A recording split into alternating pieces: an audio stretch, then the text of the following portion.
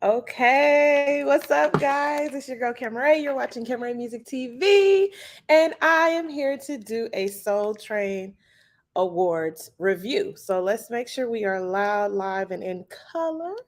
Okay. Make sure the sound is on. Baby.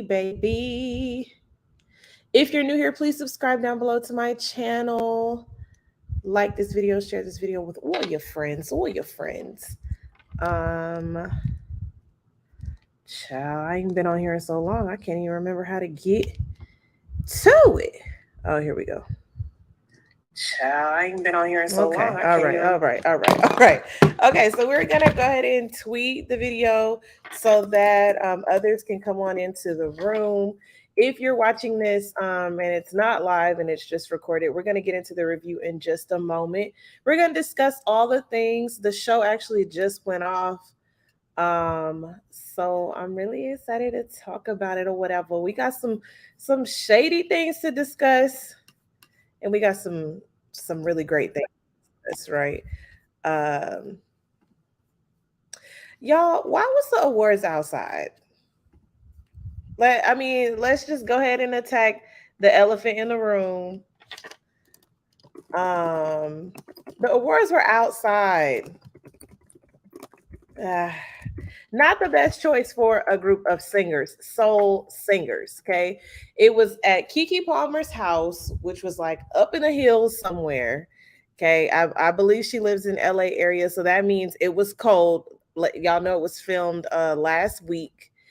And while it was like a boss move to have it at her house and like, had this like real pool party vibe feel, um, thinking about all these artists singing their souls out. I don't know what's happening over here. Singing their souls out in the blistering cold with the wind. I'm telling y'all, like, my tweets was going crazy because I'm like, anybody who knows anything about singing knows you don't put no singer outside. Do y'all remember that one New Year's Eve show where Mariah Carey was out there singing in that blistering cold? Like, you just don't, not if you want to hear their best, right? So which is why as the night went on, we was getting to some lip syncing. And if you heard Kiki when she got on stage and she was up there with T-Pain closing out the show, her voice was raspy then.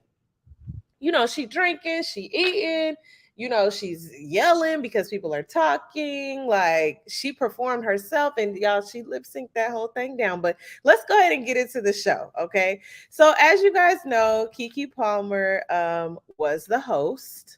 Let me see if I can get my notes queued up here. She was the host, and y'all know she's been in the news a whole lot lately. So there was definitely enough buzz about her, enough people on her side. She looked TF good, okay? Looked TF good, ate down all the way down. Body on, face on, okay? Hair done, all of the things. And y'all know Kiki Palmer's goal is to get her own like variety show. And I think that she definitely is a triple threat. She does all the things, and this is another thing to add to her list. Okay. Looks like my notes app want to act crazy. So when I first turned on BET, I'm like, oh, okay, 6 o'clock, an hour before the show, I'm gonna turn on BET because they might have some type of like red carpet or pre-show or whatever. I turn it on and Dina and Effie is on there singing. Dreamgirls is on it. I was like, so where's the pre-show? I get a notification from BET on YouTube that the pre-show is on YouTube Live. Okay. While it was cool to get on there and watch Ray J and Tamar and laugh and joke in the live comments, I was confused why we were on YouTube and didn't have our pre-show on TV. It was very strange, very strange. They interviewed some of the artists as they walked up, and that was cool. That just confused me. It confused me. Like, the Soul Train Awards, to me, I know that it doesn't always get its just due, but this is the night where we try to jam pack all the R&B, and we try to bring all the who's who, and we try to do right by our community and by our people, and we try to go hard for Soul Train Awards. BET Awards is more of the family reunion. BET Hip Hop Awards is more of the like the foolishness in our community, in our culture, right? And then Soul Train Awards is when we bring it on home with that good soul, you know. So that being on YouTube, I mean, I guess that BET is definitely trying to get their audience back. They have a lot of different shows, a lot of different content that they pumping out in these commercials and stuff. And even I feel intrigued to watch a show or two or review a show or two. So be looking out for that. But you know, it just was weird. Like, okay, we got to hop over from YouTube onto the show. Okay. So, anyway, let's get into it. Janelle Monáe opens up the show in this beautiful floral type cardigan looking thing and these boots, and she's singing Float. And if y'all don't know, I love Float because the message is just like, I don't have to walk in with my head down no more, feeling like I'm not good enough, feeling like I got to prove something. I don't walk, I float. Okay, period. So she's singing down, and Mike is on, baby. Like, you was not ever gonna question that she wasn't giving you the live vocal. Now she was early on in the night, and the wind was going, but she was at least bundled up where it mattered. Baby was singing down. Okay, so she came on in. The dancers had on these blazer one piece looking. I need it. I need that. I need that. So somebody send me the link. Put the link in the chat. Put the link in the comments. But yeah, she was singing down. She actually performed two numbers, okay? And she was dancing with Kiki, and Kiki looked good. I mean, hair, silk press, silk wrap, whatever it is, that was on. Body was on, outfit was on. Okay. And she had all the, you know, the live band, the horns were on. And, you know, in particular, like the staging, I was very confused how they was gonna make this work in this backyard because you know, all the colors, all the lighting, like the sound, like, okay, I was like, okay, y'all giving it to me. It's looking good. But once we hit this main stage, I need there to be one focal point with the spotlight on this one focal point. And when Janelle Monáe went up, they seemingly did that. But as the night went on, they had people in different nooks and crannies of the backyard, which was a cool concept at first. But the lighting was just so disheartening. Like y'all got this harsh blue light on child, what was his name? Dante Bowe. Y'all got this harsh red light on Coco. I didn't even know she had on white. Like the lighting is so imperative to people, to us, okay, and making us look good, which is why I really enjoy like Queen Sugar, Insecure. Like they made sure to do the lighting right for our people, right? And I'm not saying that tonight the lighting was wrong. It's just it was like became a character of the show almost like okay, the lighting's off, I'm not getting the full effect of this because of the lighting. Okay. So Coco wins the first award, and let me just say that Keke Palmer did a great job tonight as host, right? She incorporated a lot of different things into, you know, her hosting. You know, we like the skits, we like the funny, we like the witty, we like the looking good. She even performed for us, right? She even incorporated some of the drama, right? There was one skit where she her mom was like cussing her out about her son on the phone, which is funny because that recently was in the news, right? So anybody who cannot take themselves too seriously and do like these kind of things, like we love them, we live for it. Okay. Okay. So Coco wins the first award, and I thought it was weird. Like she accepts this award, like sitting down on the couch, like Kiki's walking through the crowd. And you know, if you watch Terrell, you know that Terrell and Kiki have recently gotten close, and Terrell and Coco are extremely close. So I'm sure like they kind of move in the same circles now, or like they've been hanging. But it still was just kind of like, yeah, homegirl, you got the award, and like that was it. Like I love how they both, Kiki and Coco, like even on the red carpet, the pre-show, um, Coco kept saying she was excited to see Kiki. Kiki was mentioning that she was excited to see Coco. A lot of people were excited to see Coco. I just felt like that first award was just like, I don't even know the name of the award. That's what I'm saying. Like, it was just like, oh, she won this award. Okay, here you go. Like, and it, not no shade on Kiki's part. Let's not get that twisted. It just was like weird. Like, why wasn't she directed to go on the stage and like have her moment? Like maybe it was the type of award, but I can't really remember because I can't remember. I don't even know if they put it on the screen. I don't even know if there were nominees for the night red or like anything like that, right? So y'all, I'm like looking at my hair and I see this one twist I don't know what's happening here, but we got to tighten that up. Okay, we got to tighten that up. But anyway, now I'm gonna be fixated on it. Anyway, yeah, so she wins the first award. Good on her. Money Long performs a new song that she has, and Jermaine Dupri is producing. Yeah, he's like doing some production type stuff back there. And then I think it was Brian Michael Cox was on the piano, and he actually was playing and he was DJing for the night, right? So she looks amazing. She has the background choir, and my roots are from choir, so the vocals were everything that I needed, okay?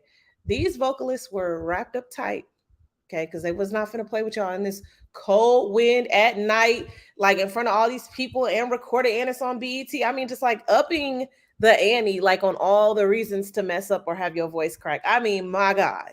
But the choir was definitely on point. The background harmonies, the background runs and riffs, and the timing and the face. I mean, it was definitely giving praise team was up there behind her, right? We love Money Long because she is a talent that's been around for so long, but she's new to a lot of people because she initially was Priscilla Renee. And then she went into the songwriting and all of the things. So she is like legendary in her own right. But so to now see her on stage getting her own flowers and doing the things just for her, it's really amazing to see. It just lets you know like it's never too late to fulfill your dreams. And no matter what you're going through, like just continue to be yourself. So yeah, she did amazing. I really want more information on that choir. I want to hear the recorded version. The live version, sometimes, I'm a live girl. Like, I want to hear all of the inner workings. I want to hear the breaths you take. I want to hear the cracks in the voice. I want to hear it all, okay? Because that emotes to me. So let's see. So next performance is this guy named Dante Bowe, and I guess he comes from like gospel roots. I heard a little bit of like, I don't know if it was like African or Caribbean type of sounds going on, and then R&B mix, and he even hit us with a little bit of choreo. Like baby was singing. So I don't know who he is, but I'm sure I'll hear more about him. There were actually a few people tonight that I was like, whom? But y'all know, like I'm 34 now, and I guess like I'm no longer like the new R&B. Like I guess I would not be in touch with that, right? Like the most R&B I be hearing these kids singing is Raw Wave. Like I don't be hearing too many like R&B singers. But tonight, like they showed us, like they pulled up in a major way. It was like, here I am. Yes, it's me. Okay. And apparently they're all young. Like Maida's a lot younger, and I mean, baby was okay. We're gonna get to her. We're gonna get to her. Okay, so yes, Dante Bowe was he was really good. Like I said, he hit it even a dance break. He worked the stage. He had two songs as well. So they allowed people to kind of get their music out. I don't know what qualifies, excuse me, qualifies a singer for the amplified stage versus the regular stage. Is this frozen? No. But I don't know, like some of the artists I was just like, who? And then like other artists, I was like, well, we know who this is. Like, why they not getting they just do? I don't know. Okay. So let's go ahead and well, that dovetails into the October London guy, right? Apparently, like Tamar knew who he was. Like a lot of people know who October London is, but he didn't get that much time. And he had like an old, like 70s feel to his music, to his voice. And he was really good. But I mean, like y'all know on them amplified stage, they don't sing but a cool 5 minutes and then they go and cut that off.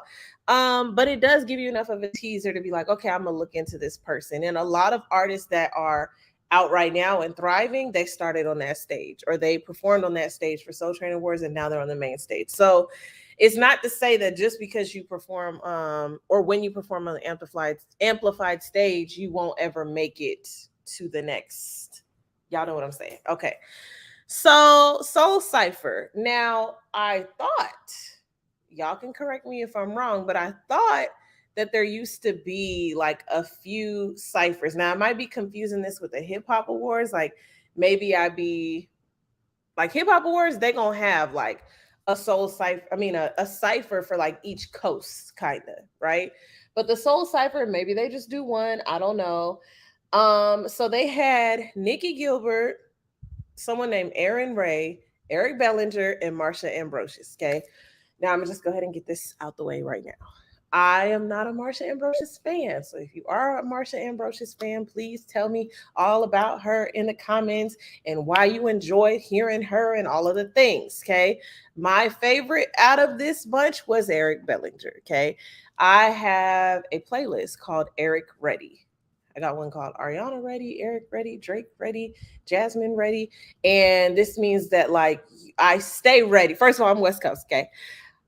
I ain't got to worry about getting ready because I stay ready, okay? And I stay ready with the playlist. I got all the songs of them's in the playlist, and Eric Bellinger is one of them. Now, what really turned me on to Eric Bellinger was like his really creative and clever way of like intertwining um original songs that we know, right? And putting his own spin on it, whether it's like lyrically, whether it's like melodically, harmonically. And like, I really like F with that for real. Now, I F with him doing it. And I also F with Tory Lanez doing it before he got into all the things that he was doing, this talking trash and rubbish and all the things. I mean, it was very short lived, very, very short lived. But anybody who can, to me, if you're going to cover somebody's song, if you're going to, you know, do some of the oldie, like sample songs, I say like truly put your spin on it. Like truly make it your own to where like when a person goes to listen to that song, they actually want to listen to your song and that song instead of it just being like a remix with like two or three different lines or whatever. So in the Soul Cipher, Nikki Gilbert kicks it off, and I can't remember. Y'all gonna be mad, but I can't remember where I know her from. Maybe she's like an older artist. I don't know. I don't remember. Right, but she sang down. She did well. Aaron Ray had like a Bryson Tiller-ish, Brent Fayez-ish type of weekend type of song voice, and you know that was cool because that's what y'all like now, but that don't excite me, that don't get me going, that don't make me feel moved in my spirit. Okay, it wasn't until Eric opened his mouth and hit us with a nostalgic oh no no no no no no no no, when he hit us with that I was like, okay, okay, okay, that is what we wanted, because the cipher was to the beat of You Got It Bad, and it was like everybody's flowing in their own way, and it's just not hitting me. Like it's feeling real sing songy, it's not feeling really original. So when Baby hit that, now he ain't do it like that, but you know, y'all know what I'm saying. When he hit that, I was like, okay, Eric is here to sing. Okay. um like I said, Eric, he's that guy, and he was not shy about saying it in his whole little thing. He was definitely talking his big ish about himself. Okay. When he gets done, Marsha Ambrosius comes on through, and she kind of was along the same lines, like talking big stuff about herself and the things that she's got going on and the things that she's done in the game. And she was rapping. She started out rapping, and then she went on into singing, and then she went on into like a Justin Timberlake, cry me, try me, try me. She did that, and yeah, I'm just not a fan. But then they all joined in with a like harmonic type of You Got It Bad, and everybody was doing their parts, and I just was like, oh my gosh, I be missing singing sometimes, y'all. My heart's over here. I be missing singing sometimes because I like the way you feel when you interlock with somebody harmonically. Like there is just no better feeling. It's no better feeling. So they were able to do that. They were able to bring us that, and I am ever so grateful for that. Heavy on the Eric Bellinger, not so much on the cry me, cry me. Okay, so Flyana Boss was on stage, and y'all know that's the girl group that be running on the TikTok videos. Hello, Christ, it's time to sin again. And I guess Janelle Monáe had them on her tour. So it made sense to bring them up and have them introduce her. And, one thing, I mean, I love many things about Janelle Monáe, but one thing I specifically like about Janelle Monáe is she's very intentional. Okay.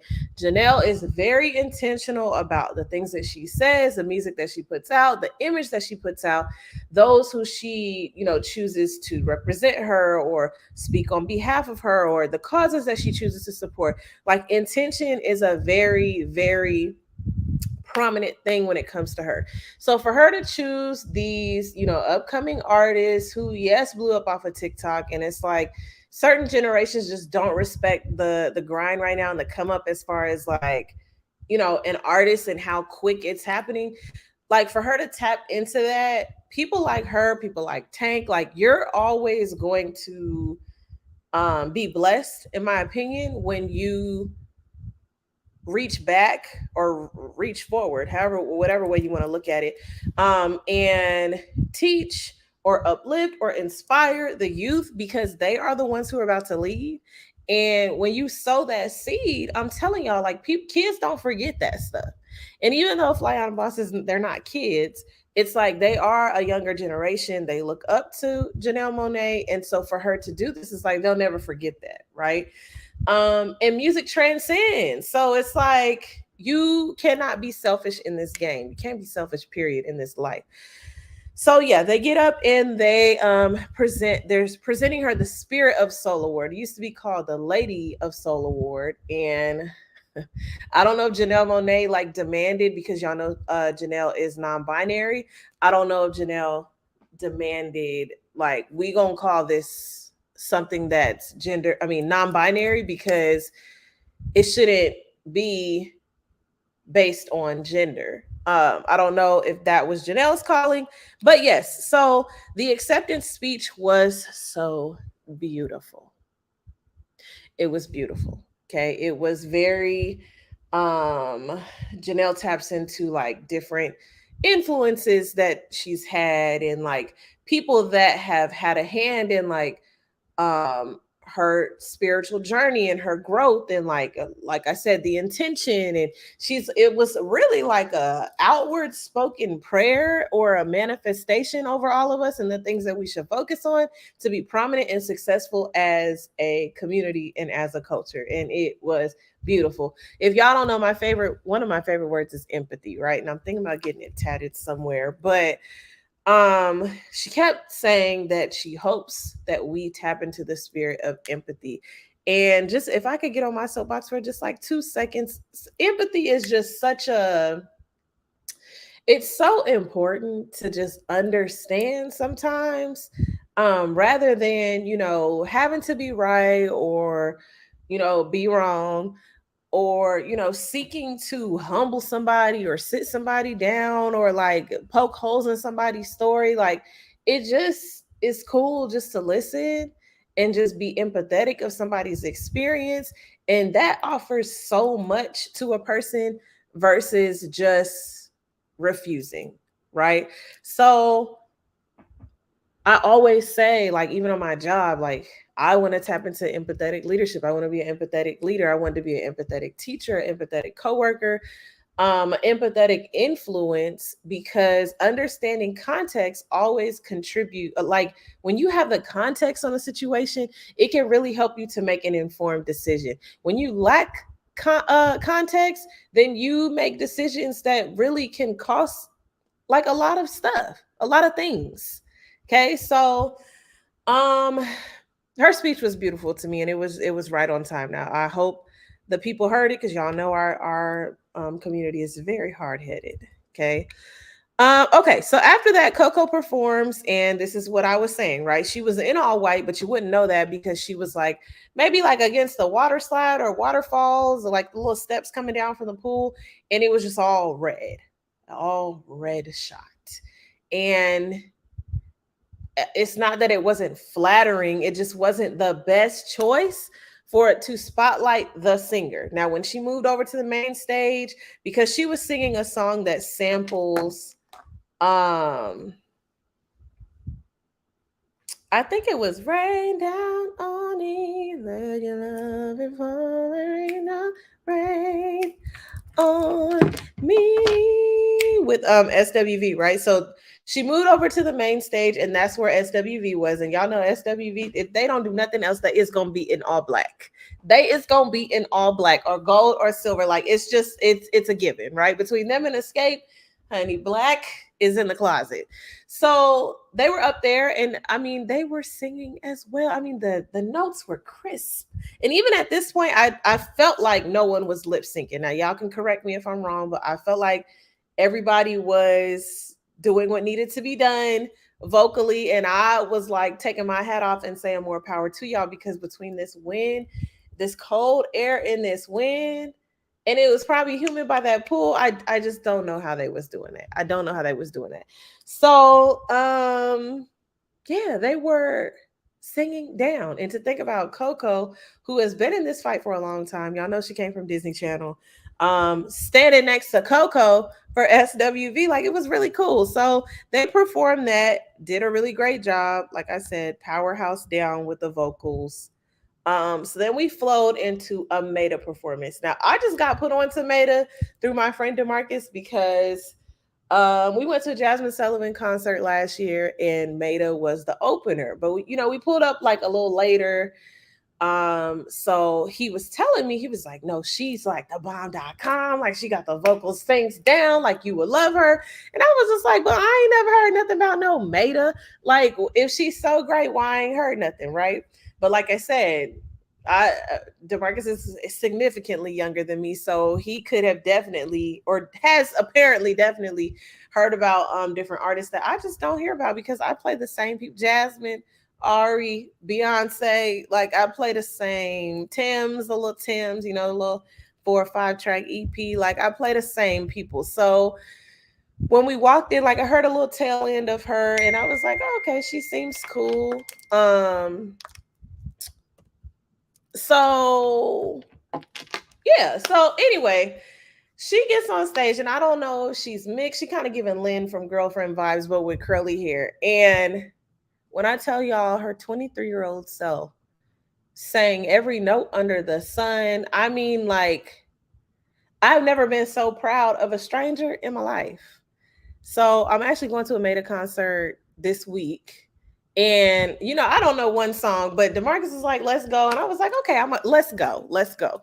So I'm really excited, because baby was singing. I was just like, "Okay, sis." Like I had no clue. I'm sorry, I had no clue. Like clearly you came to prove a point, and on Twitter, like everybody was going in, like, "Who are you, sis? What's going on?" It was this one run she did on Blow, and I was just like, oh my gosh. Like, and then she was doing the hand, like she was giving me the Clarence Lede hand. Like when you directing and giving all the notes like that, all in between, like it's crisp, it's nice, it's effortless. It really looked effortless in the wind. And I don't think she was lip syncing. I'll let y'all know when we get to the lip syncers. I'll let y'all know. Okay. Then we moved on to Friday. Now Friday sounded like Giveon to me, and I don't really care for Giveon sound. He be giving Kermit the Frog a lot of times. But he does have some really pretty music. Like there's 2 or 3 songs that I really enjoy. But I've never heard of Friday either. Friday with 2 Ys. If y'all know who that is, please let me know in the chat or in the comments. But he had a little the red balloon, and then the girl had the like bouquet of red balloons, and y'all know I'm a sucker for balloons and a sucker for red, so that kept my eye. But I just also was like, who are you, sir?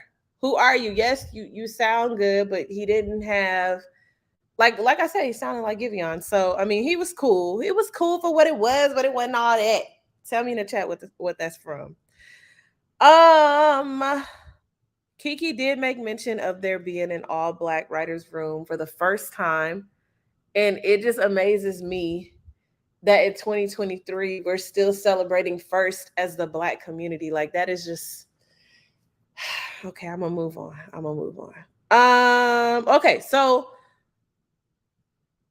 there's not a whole lot more left, and I don't want to get too in the weeds on like the chronological order. I know that Robin Thede was there. She announced this movie coming out with Eddie Murphy, her, Tracy Ellis Ross. That's gonna be cool. Definitely want to check that out. I like the Keith Lee mention. I like that throughout the night, like it felt culturally relevant. Like Kiki was mentioning things that are currently happening in the blogs. That was cool because a lot of times hosts seem out of touch.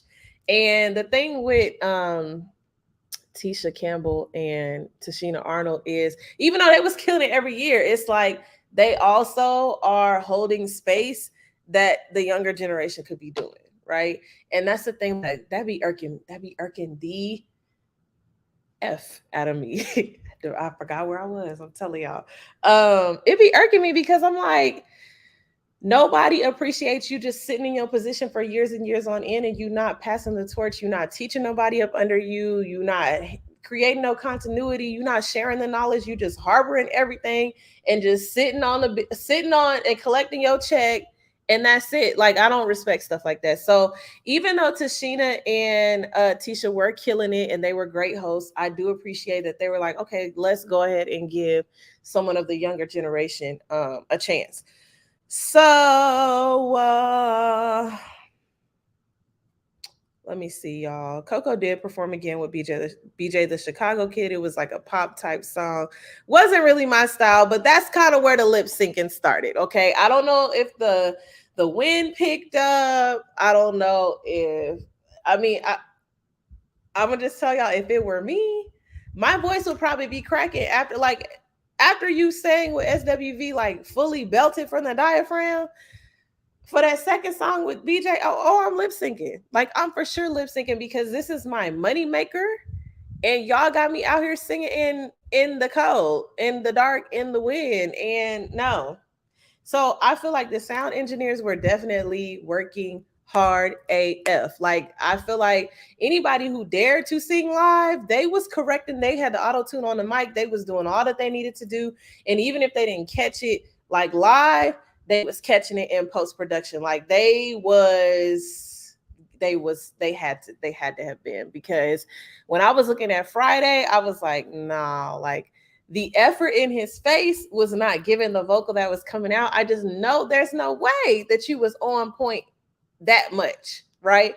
So yeah, I feel like BJ and Coco were lip syncing, but the thing about lip syncing is they're artists who can sing. I mean, Coco had just proved that like 2 performances earlier. So I'm not really tripping about the lip syncing in this weather. BET, y'all ought to be ashamed of yourself for having these artists all in the doggone cold, singing and belting at the top of their lungs. So Keke Palmer performed. She looked amazing. Let's just go down the list of the good things, right? She looked amazing. She worked the stage. The song was really pretty. The song had like hella vocal on it and like hella notes and hella like, clearly Keke can sing, right? Nobody should ever question if she can sing.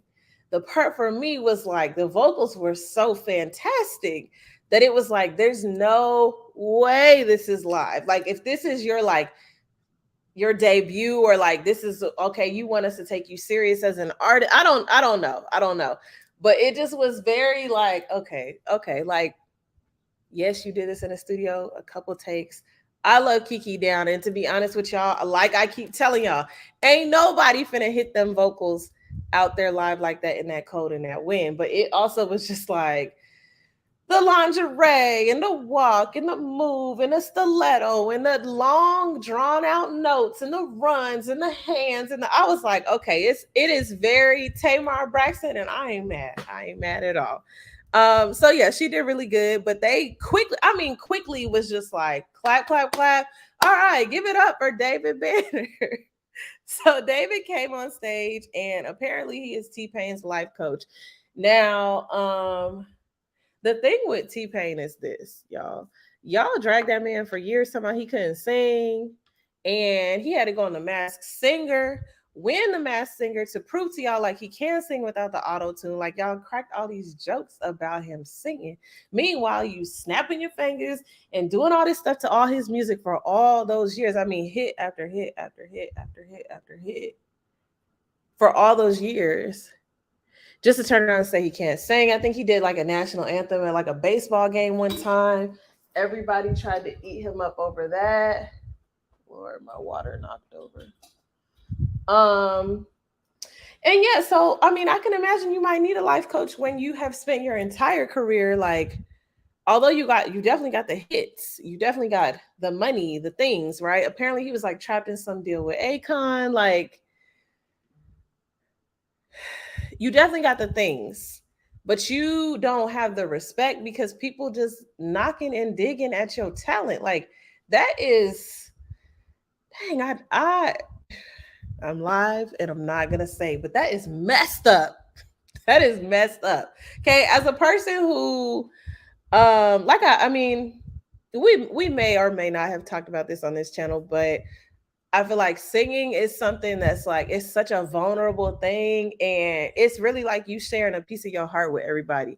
So when people don't latch onto it quickly, or they compare you to what's out, or they realize that your sound is different and they don't big up you for it, they feel like you are not as talented, they compare you in a way that's detrimental to you, like it is mentally like draining, it is scarring. So when he's up there and he's explaining like don't care about what people have to say about you, like be who you are, like yeah, it's cool to see him get his flowers now that he's on the other side of it, but it's also like painful to think about the fact that he had to go through all this for years and not get his just due and be treated like a joke and like all these things. And this man had hits on hits on hits on hits on hits on hits on hits. So I will be playing T-Pain this week. Just because when he started performing and he was just hopping from song to song, I was just like, oh my gosh, it was taking me straight back to Columbus, Georgia, taking me straight back to Morrow, Georgia, Clayton County. It was taking me back all the way to them times, which were crazy lost time. I mean, I was lost, but crazy times with music because he really was running things. Like the amount of songs that he has, the amount of features that he has, and then you could tell that he started to feel comfortable and feel like, yeah, like I am that guy, because then he started singing and he was, hitting the little runs and doing the little riffs in his own unique way. And I just seeing him get his flowers while he's still alive it's really important, because I always wonder about people like, and this is gonna get real deep real quick, right? But I wonder about people like Rosa Parks, Martin Luther King, John F. Kennedy, like different people in history who like died. I mean, Rosa Parks didn't die in like a, like brutal way, but like John F. Kennedy and Martin Luther King and Malcolm, and like all these people who were like going hard for a cause and then they just died, like they never got their flowers. You know what I'm saying? So to see an artist like get their flowers so quickly, and really it really wasn't quick. I mean, I'm 34. We talking about a time when I was like 16, 17, 18. Like this is a long time ago. And he probably had to go through a lot of things mentally. But y'all know what I'm saying. He got his flowers enough while he was alive to see that it's a blessing. Like it really is. It's a blessing. So I don't know, y'all. That kind of made me emotional because, working with kids, it's like I always forget that we are really like a part of their childhood. Like I can remember, actually, I can't remember too many of my teachers, but to be able to say like these kids are like gonna say like, oh yeah, when I was in 7th grade, when I was in 6th grade, like I did this, I did that, and like you were really a part of their like core memories. And you're part of the village that's like helping raise them. Like certain things that he's saying, like be who you are, don't care about what other people have to say about you. Like that is such a hard lesson if you're not raised under that notion, and especially in that industry. Like it is your whole job to care about what people say about you. It's your whole job to now like read the comments, like have people subscribe and follow. Like that's the whole game of social media. And it was really the game in music back then. And God forbid he was a dark-skinned woman, because he really wouldn't have been, getting nothing like that. So the fact that he wanted to be taken serious as an artist and people just would not, and just swore up and down he couldn't sing, like it just sucks. So yes, it was great to see him getting all of the things he deserved, jumping up and down on that stage, working the backyard. And the thing about the backyard, y'all, I don't know how Kiki was moving through that backyard in them hills because of the terrain. I told you I was probably in the hills of LA, like Baldwin Hills, Chino Hill. Like I don't know where she lives. Probably Calabasas, huh? All of that, that's a lot to move through. So I will say, like, there weren't very many like dancers, there weren't very many visuals. They did work the different angles and the pockets of the backyard to the best of their ability. Let's see if there's anything else that I missed. Um, but yeah, there wasn't, it was so okay. Let's talk about some of the positives, right? And I feel like we've been talking about, like, yes, we gave like Kiki Palmer a chance to do something that could segue into her having like her own variety show. Yes, and she did the things, and she does the things, and she eats down, right? Also, them giving a different venue a chance. It wasn't at the Apollo this year. It wasn't indoor. It was outdoor, which was different. And if it was the BET Hip Hop Awards, okay, fine. But for vocalists, but it was cool because it was different. Like the lighting and the vocals were definitely on, and the different pockets and the different moments like that they shot. That definitely was happening. That definitely was achieved, right? Giving T-Pain his just due, giving Janelle Monáe her just due, having like current artists right now, all of that was present.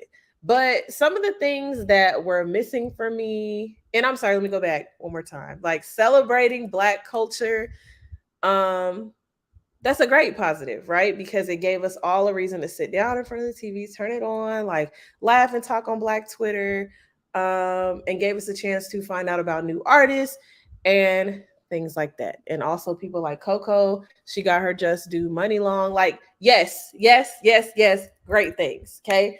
Some of the things that we could, what we call it at work, glows and then grows. Some of our grows is like the lighting, like we harp so much on the lighting on our skin, right? For a long time in movies and TV, like they just did us wrong as far as lighting. And I'm telling y'all, if y'all ever watch Queen Sugar, the way that the cinematography in that doggone Queen Sugar, the way that they make sure our skin just looks the way that it feels, just rich and just melanated, like I just will always stand for that. So their decisions to have the Soul Cipher and have them in this like soft blue, bluish green, purple lighting, like I'm sure in someone's mind it was cool and a vibe, and probably there in person, like it was a vibe, but the way that it looked on TV just wasn't it. Anytime somebody was performing, they should have been spotlighted or spotlit.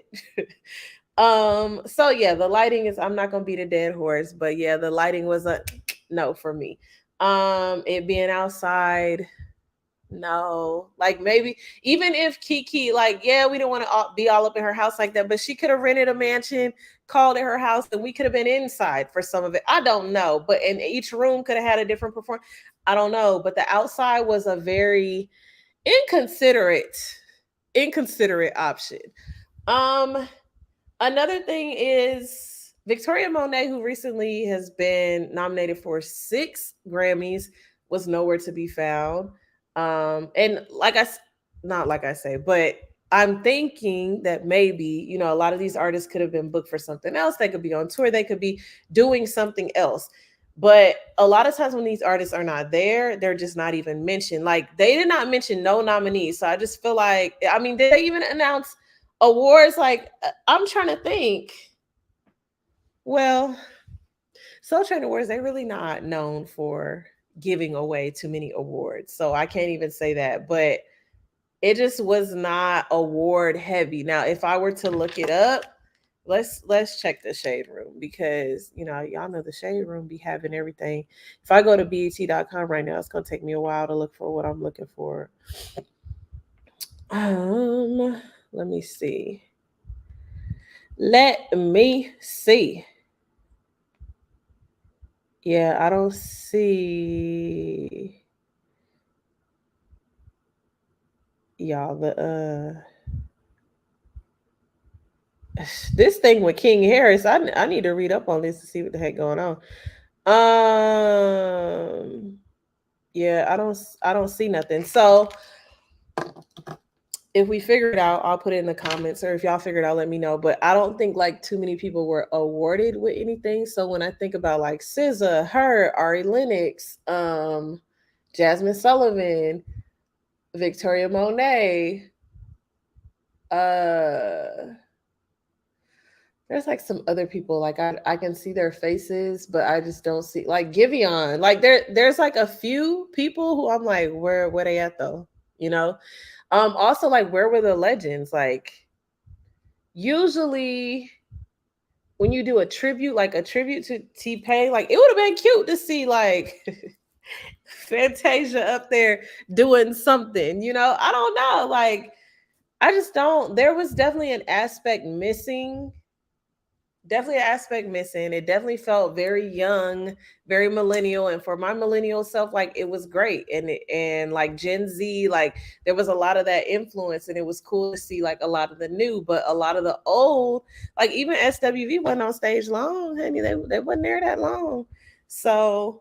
I don't know, like that. You can take that as a negative or a positive, but to me, like it definitely was a grow. Like we could have grown in that department.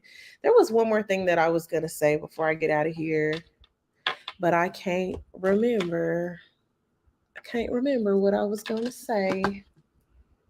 Um, Overall, it was a great show. I just want us, if we're truly gonna take BET back and like bring back the old BET, number one, they definitely got to keep their ear to the streets more. Like as much as we don't want to admit it, this is a new like a new wave of like streaming, and you can be broke today and viral tomorrow and rich and get all the brand deals and endorsements and all the things.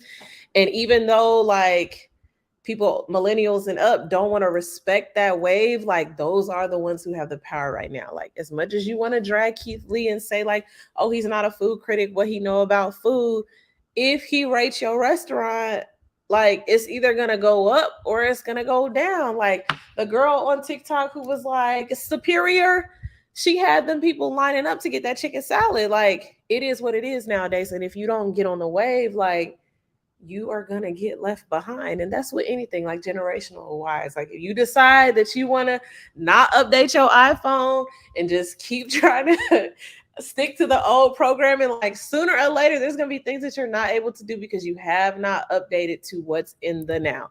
So no, I don't think that we should lose sight of the things in the past. Hell, they help build who and where we are now. But at the same time, it's like you got to make room for the new because the new is going to take over. They're going to be the new leaders, and you want to encourage that. All that to say, I still don't remember what the heck I was gonna say. So let me know what you guys thought about the show down in the comments down below. I'm Cameron. This is Cameron Music TV, and I'm done. I'm done. Unless I can remember, I'm gonna give it 20 solid seconds to try to remember. I just don't think I'm going to. Usher too. Why Usher wasn't there? Vegas is not that far from LA. I know what I was gonna say. So y'all know when they have the tribute or the person that they're honoring at the end, there's always like a video montage, and I live for those because I'm an editor at heart. Y'all know what I'm saying? So the fact that we didn't have no flashback of like T-Pain and his influence, we didn't have no like mashup of just nothing. Like it, I don't know. Like it just felt very just quick. If we gonna give him all the just due, like yeah, you gave him the stage, which is past due. It's past due. Like you really ain't doing him no favors by like telling him that he's that guy when he always knew. I'm sorry, when he's always been that guy. Now he may not have always known it, and like I said, I empathize with that. I understand it more than y'all know, right? But to not put together no nothing, no like no nobody talking about his influence or talking about how he changed the game or talking about like nothing. You didn't have Jamie Foxx talking on there. You didn't have no JD, no, y'all know how they had the older people just get on there and they talk and then stuff be moving behind them, where they be in the studio in a chair and they talk. Like, they didn't have that. I don't like it. That's what I had to say. Anyway, y'all, I'm out. Let me know what you thought. I'm getting out of here. Fix this hair, child. See you guys in the next video. Bye.